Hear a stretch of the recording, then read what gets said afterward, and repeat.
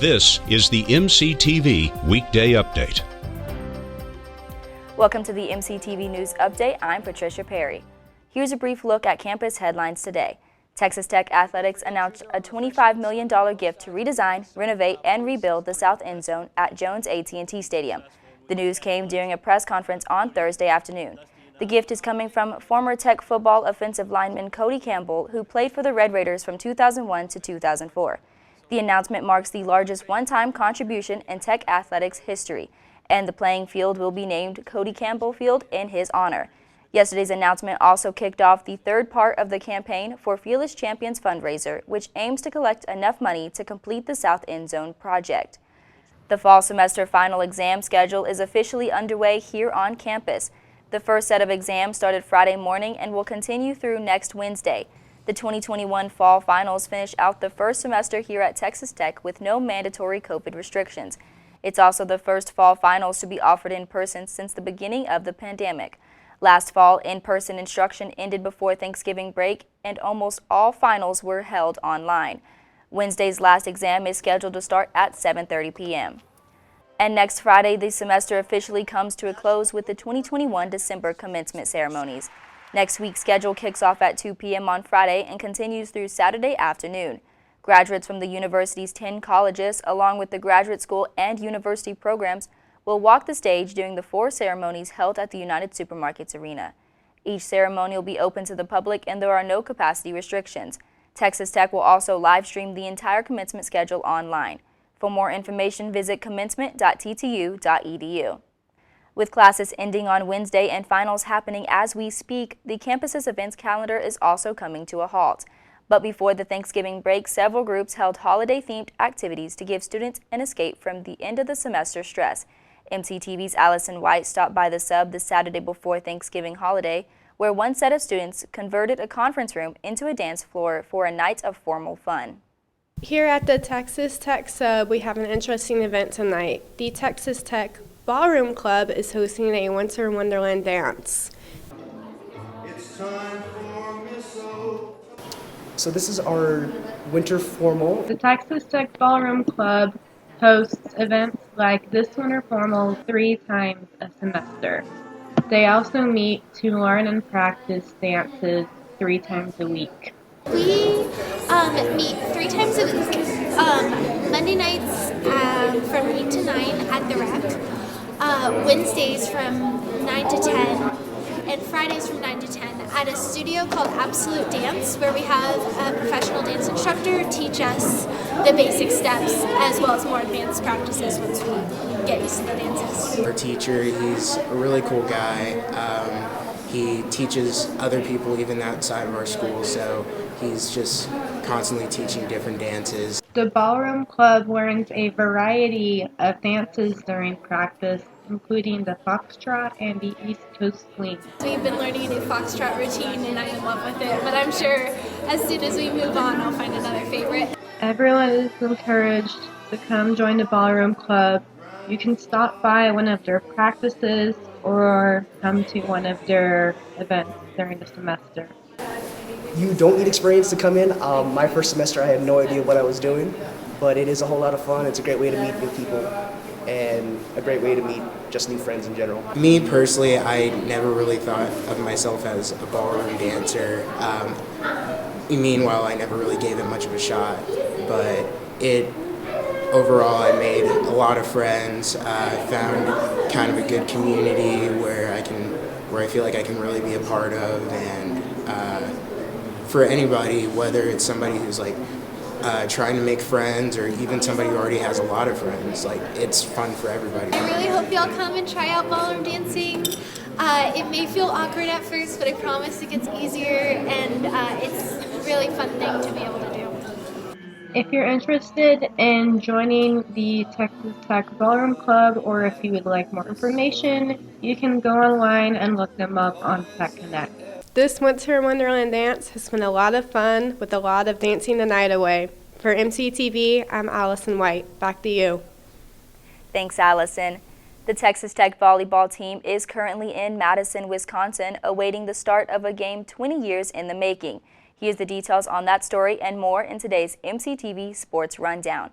Red Raider volleyball will be taking on the Florida Gulf Coast Eagles at 4:30 p.m. in the first round of the NCAA Volleyball Championships. The matchup is taking place at the UW Fieldhouse on the campus of the University of Wisconsin. Tech found out that they would be playing in this year's tournament last Sunday during the NCAA Championship Selection Show. Tech volleyball will be making their first appearance in 20 years in the postseason tournament. The team enters the matchup with a 17-12 overall record, and this year's appearance will mark the 9th time the Red Raiders have competed for a national championship in program history. Tech volleyball is the only team in action this weekend.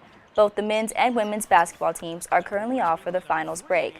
On Wednesday, the Red Raiders finished out pre-finals action in Providence, Rhode Island, as they suffered their first loss of the season to Providence College, 68-72. The men will return to the court next Tuesday against Tennessee in the Jimmy V Classic at Madison Square Garden in New York City. Tip-off is scheduled for 6 p.m. with national TV coverage on ESPN. The Lady Raiders also headed into finals on a low note after losing to number 20 ranked Georgia on Thursday. Tech kept things close through most of the game until the Bulldogs went on a 10-0 run at the end of the fourth quarter. Georgia took home the win 66-56. The Lady Raiders' next matchup features a neutral site matchup just north up Interstate 27. Tech will take on UNLV at their First United Bank Center in Canyon on Sunday, December 12th at 2 p.m. There's no TV option currently listed for the game, but you can keep up with scores and stats through texastech.com. Speaking of sports, Texas Tech Athletics recently recognized some of the biggest names to ever put on a Texas Tech jersey during an annual event. MCTV's Michaela Glenn has the story. The Department of Intercollegiate Athletics, Double T Varsity Club, hosted the 2021 Hall of Fame induction ceremony tonight. The 6 inductees, Michael Crabtree, Deandra Carter, Brooke Lawrence, Ronald Ross, Graham Harrell, and Jason Totem, got to sit down, reminisce, and discuss their athletic careers that led them to being honored tonight. Friday, November 19th, the annual Hall of Fame ceremony was held at the Overton Hotel and Conference Center. The event was created to honor great players, coaches, and administrators who wear the scarlet and black. We do inductees every year, both men and women.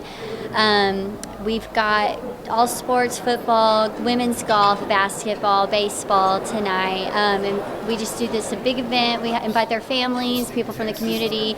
Our president's here, a director of athletics, Texas Tech athletic staff, and it's just a big celebration. Come in and just talk about all the things they accomplished here at Texas Tech. Robert Giovanetti, Senior Associate Athletics Director, sat down with 4 of the inductees and discussed what it was like being an athlete at Tech, and the other inductees joined through Zoom.